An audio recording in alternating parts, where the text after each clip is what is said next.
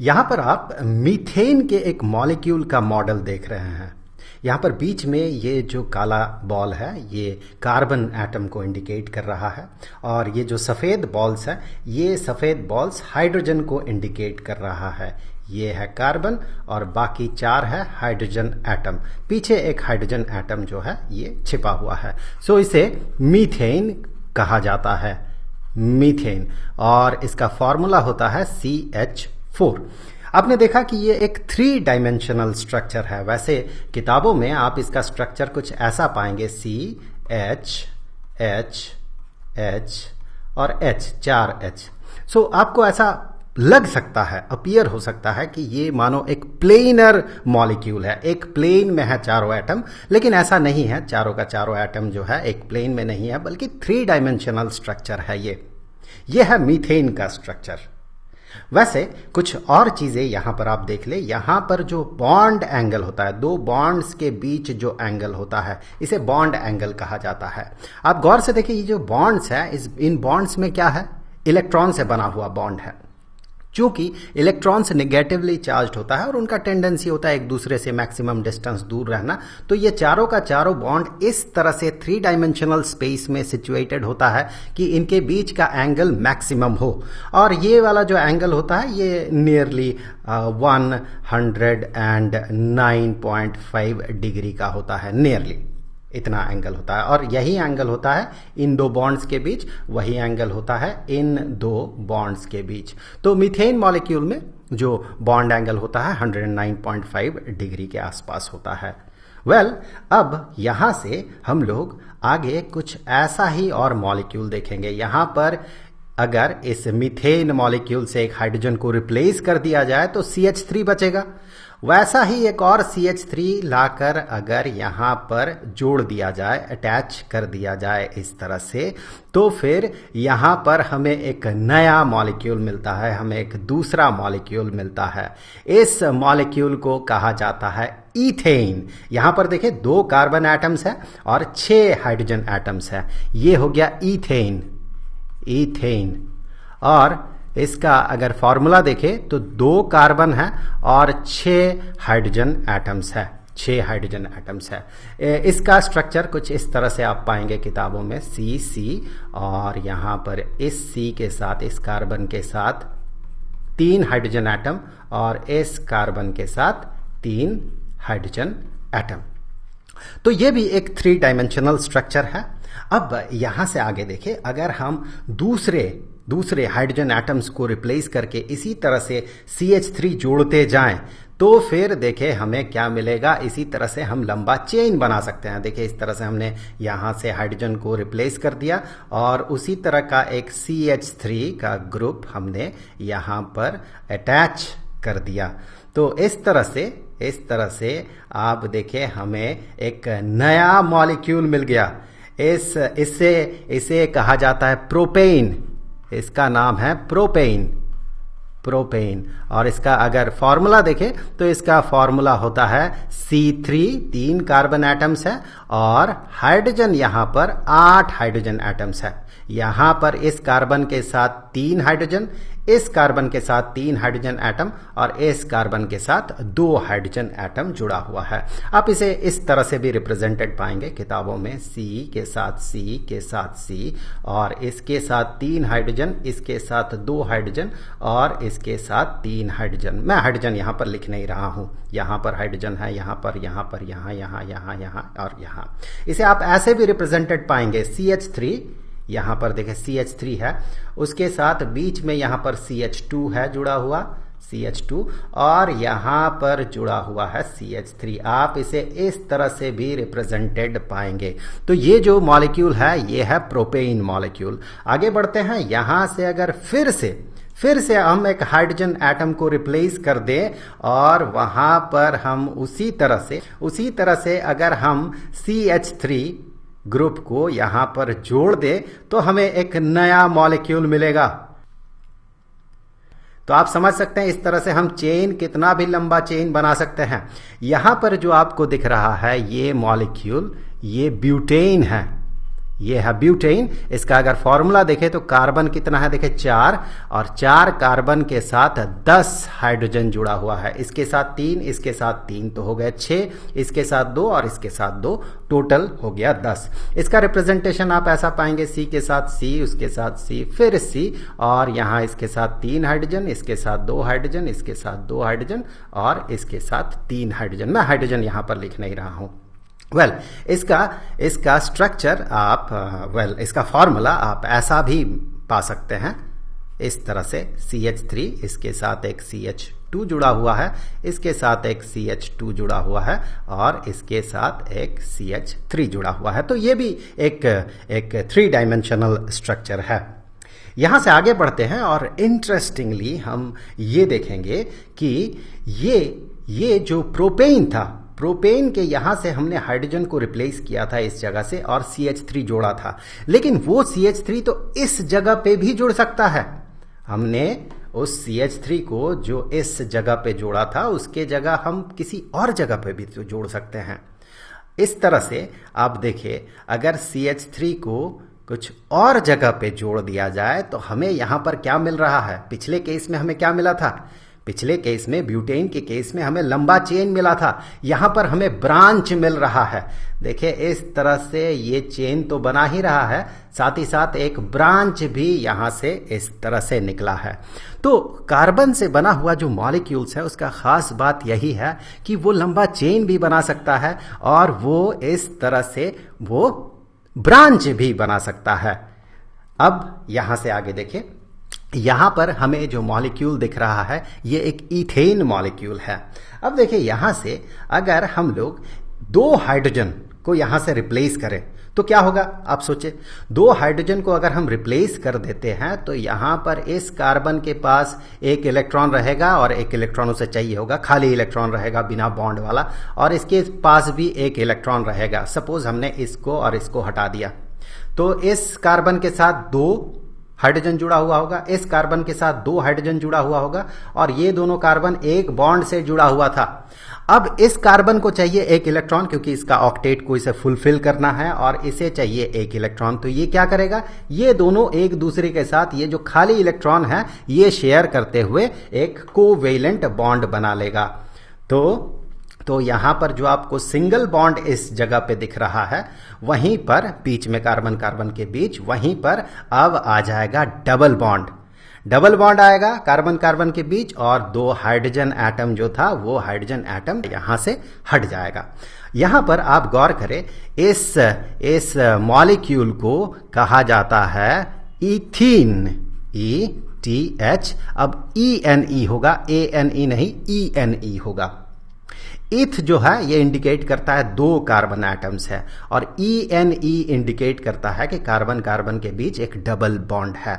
इसका अगर फॉर्मूला आप देखें तो ये हो जाएगा C2, 2 कार्बन और 4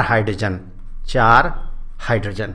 इसे आप ऐसे रिप्रेजेंटेड पाएंगे, कार्बन कार्बन, इन 2 कार्बन्स के बीच एक डबल बॉन्ड और इस कार्बन के साथ 2 हाइड्रोजन एटम और इस कार्बन के साथ भी 2 हाइड्रोजन एटम।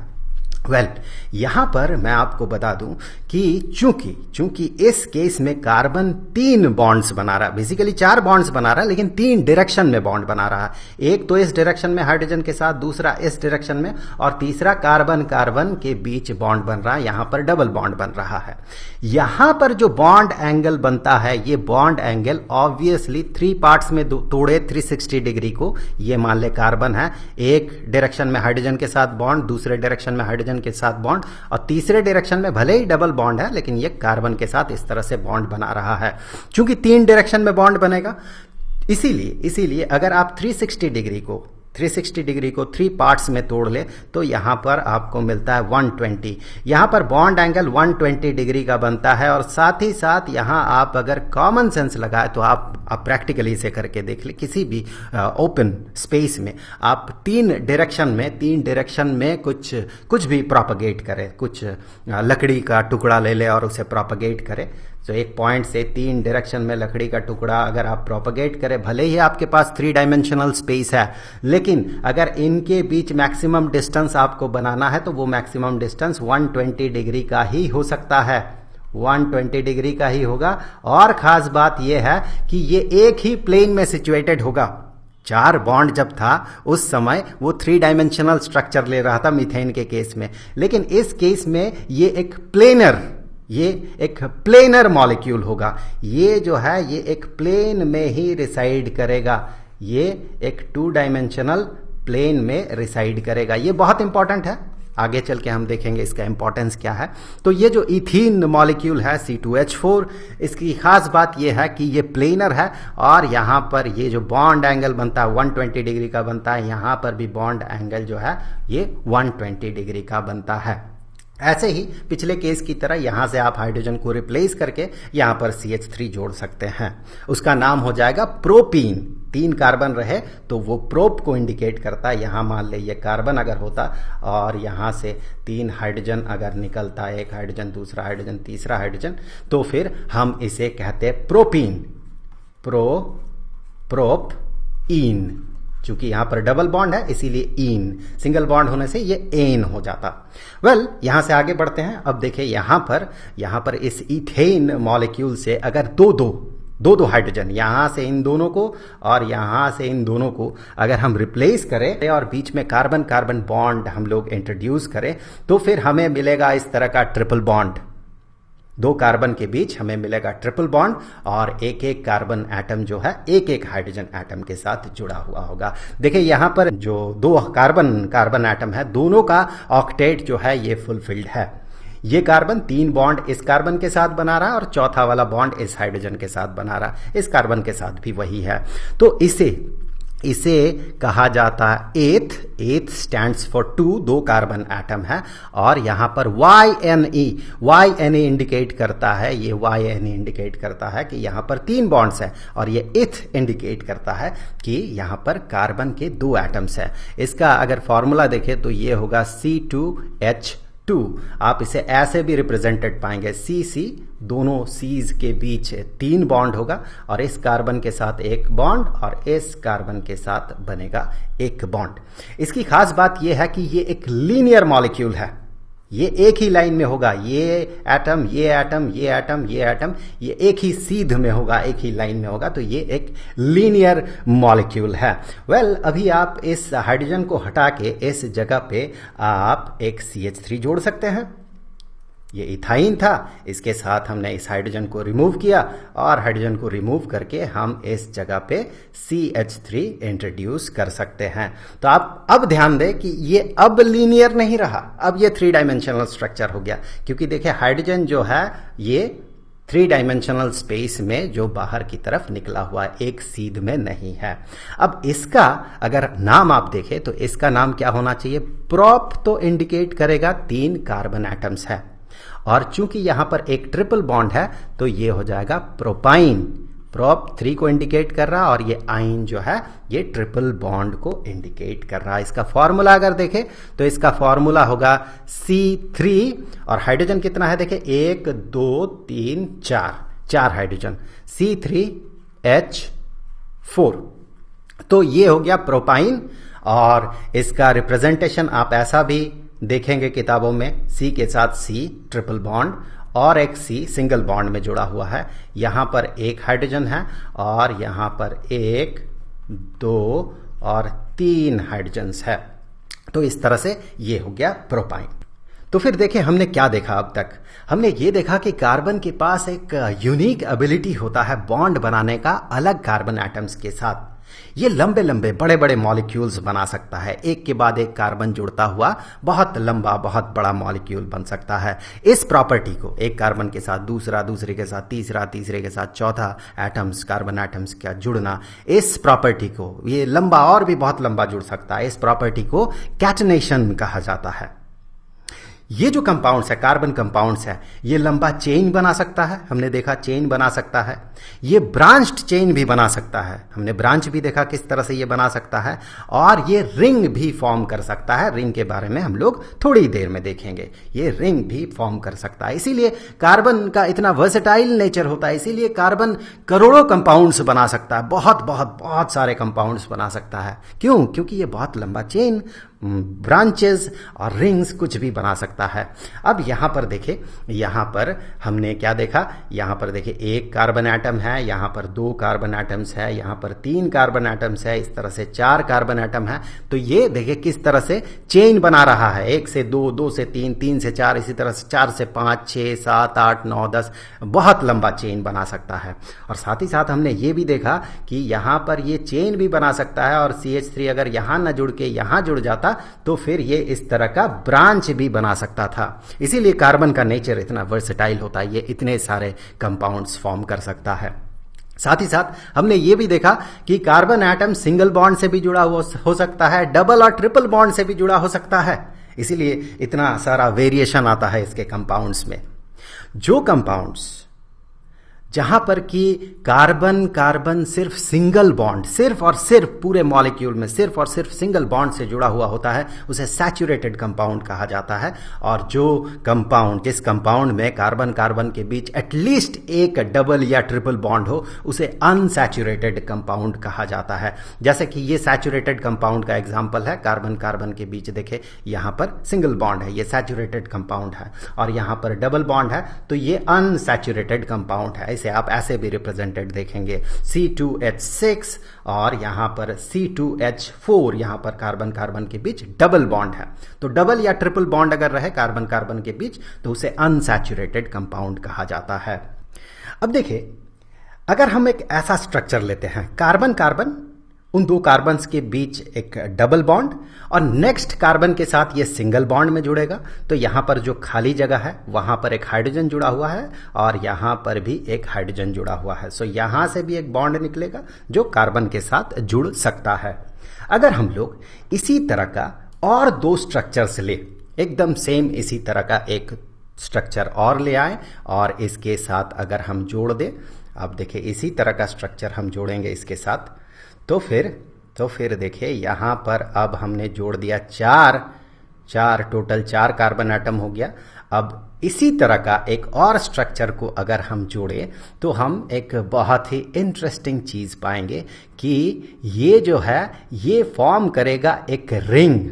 यहां पर देखिए 6 कार्बन एटम मिलके एक रिंग बना रहा है, और ये प्लेनर मॉलिक्यूल होगा, और ये रिंग में होगा एक डबल बॉन्ड, एक सिंगल बॉन्ड, एक डबल बॉन्ड, एक सिंगल बॉन्ड, कार्बन इस तरह से जुड़ा हुआ होगा, और ये एक प्लेनर मॉलिक्यूल होगा।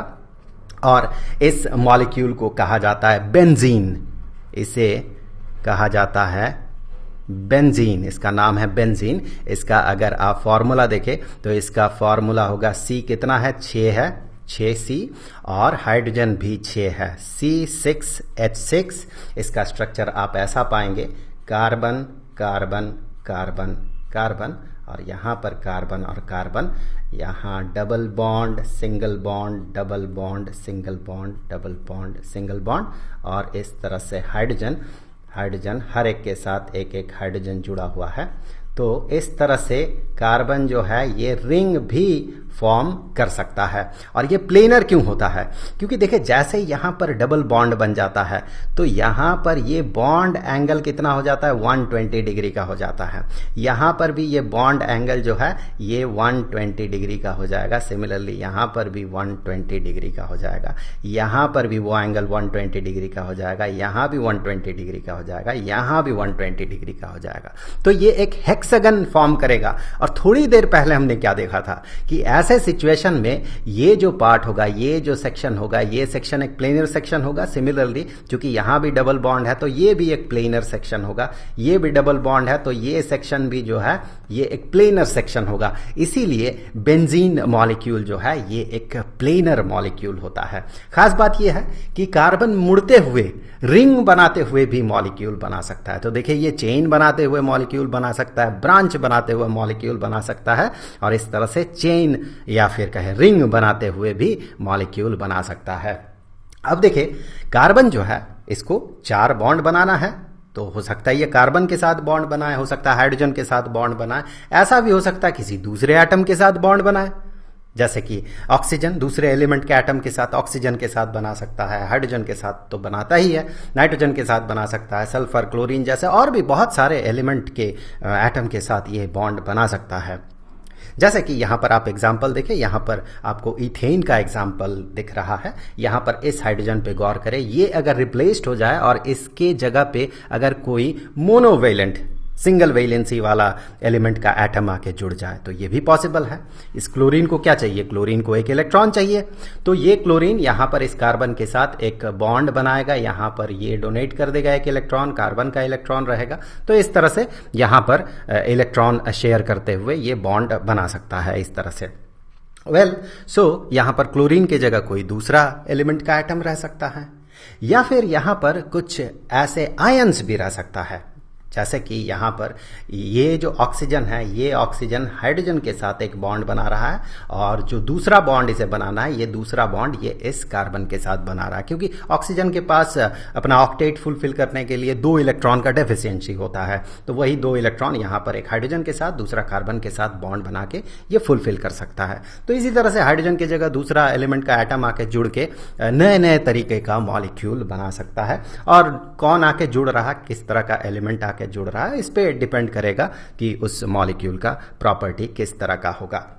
और साथ ही साथ कार्बन इतना लंबा चेन इसीलिए भी बना सकता है क्योंकि जो कार्बन बॉन्ड बनाता है दूसरे एलिमेंट के साथ वो बहुत ही स्ट्रांग बॉन्ड होता है, बहुत स्ट्रांग बॉन्ड होता है।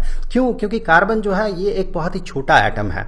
अब छोटा एटम होने के कारण जो बॉन्ड है वो न्यूक्लियस के बहुत करीब होता है, और न्यूक्लियस उसे बहुत स्ट्रांगली बाइंड करके रख सकता है, कार्बन का साइज स्मॉल होने के कारण। अब हम लोग बात करेंगे होमोलॉगस सीरीज पे। तो देखिए यहां पर आपको क्या दिख रहा है, यहां पर आपको दिख रहा है मीथेन CH4।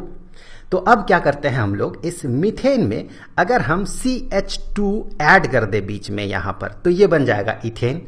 सिमिलरली यहां पर अगर हम CH2 ऐड कर दे तो ये बन जाएगा प्रोपेन, और इसमें भी अगर हम CH2 ऐड कर दे तो ये बन जाएगा ब्यूटेन। तो आप गौर करें यहां पर CH4 से C2H6 जाने के लिए, मतलब मीथेन से इथेन जाने के लिए आपको क्या चाहिए? एक कार्बन चाहिए और 2 हाइड्रोजन एटम चाहिए। सिमिलरली इथेन से प्रोपेन में जो डिफरेंस है वो एक कार्बन का है और 2 हाइड्रोजन का है। तो यहां पर जो डिफरेंस है, यहां भी आपको प्रोपेन से ब्यूटेन जाते हुए भी आपको वही डिफरेंस दिखेगा, CH2 का डिफरेंस है।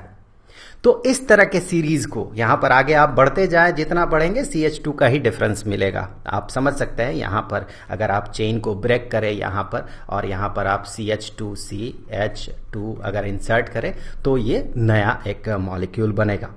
इस तरह से जितना आप इस सीरीज में आगे बढ़ते जाएंगे, CH2 ऐड करते करते आप बहुत लंबा चेन बना सकते हैं। सो इस तरह के सीरीज को, ये जो सीरीज है जहां पर एक से दूसरे का जो डिफरेंस है ये CH2 का डिफरेंस है, सेम डिफरेंस है, यहां भी CH2, यहां भी CH2, यहां भी CH2, तो इस तरह के सीरीज को होमोलॉगस सीरीज कहा जाता है। एक उसी तरह का एक और सीरीज देखते हैं, यह है इथीन।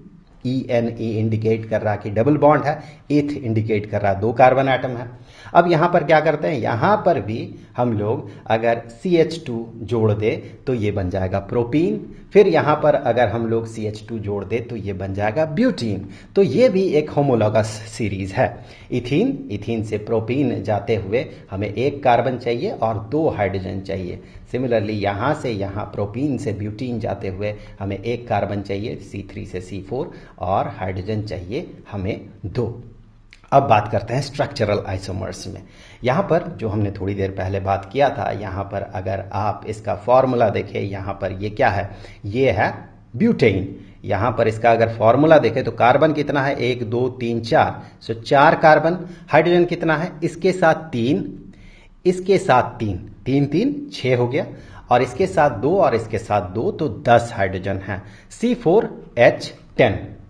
और यहां पर अगर आप इसमें देखें तो आपको सेम फॉर्मूला मिलेगा। कार्बन है 1 2 3 4, सो कार्बन है 4, और यहां पर 3 3 6 और 3 9, और इसके साथ 1 हाइड्रोजन जुड़ा हुआ होगा, क्योंकि 3 बॉन्ड तो कार्बन के साथ बनाएगा, 1 बचा हुआ रहेगा वो हाइड्रोजन के साथ जुड़ेगा, तो 9 और 1 हो गया 10। तो अगर आप इसका फॉर्मूला देखें इन दोनों का, तो इन दोनों का फॉर्मूला जो है एग्जैक्टली सेम है। इन दोनों का मॉलिक्यूलर फॉर्मूला एग्जैक्टली सेम है। आप थोड़ा डिटेल्स में यहां पर देख लीजिए, देखिए C4H10 है, यहां पर भी C4H10 है।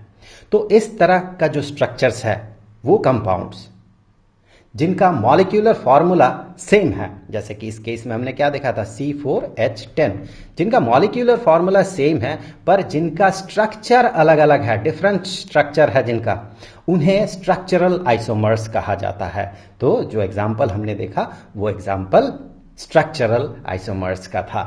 अब देखिए पिछले वीडियो में हमने बॉन्डिंग इन कार्बन पे बात किया था कि कार्बन में बॉन्ड कैसे बनता है, किस तरह का कोवेलेंट बॉन्ड बनता है और उसके कारण किस तरह का basic properties, melting point, boiling point क्यों कम होता है कार्बन से बने कंपाउंड्स का, इन सब चीज़ों पे हमने लास्ट वीडियो में बात किया था। अब हम लोग अगले वीडियो में क्या बात करेंगे कि कार्बन कंपाउंड्स को नाम कैसे दिया जाता है, क्योंकि कार्बन देखिए बहुत बहुत तरह का मॉलिक्यूल बना सकता है, तो कुछ नाम देने का खास हमारे पास तरीका होना चाहिए, वरना करोड़ों मॉलिक्यूल्स है, उनको अगर अलग अलग नाम दिया जाएगा तो बड़ा मुश्किल हो जाएगा। इसीलिए नाम देने का एक तरीका चीज़ों को आसान बनाने के लिए किया जाता है, तो उसी पे हम लोग अब अगले वीडियो में बात करेंगे। तो उन वीडियोस का लिंक आपको यहीं पर स्क्रीन पर मिल जाएगा। अब जाते जाते मैं आपको बता दूं कि पूरे चैप्टर का जो प्लेलिस्ट है उसका लिंक आपको नीचे डिस्क्रिप्शन बॉक्स में मिल जाएगा। तो मिलेंगे अगले वीडियो में, तब तक के लिए खुश रहें, गुड बाय।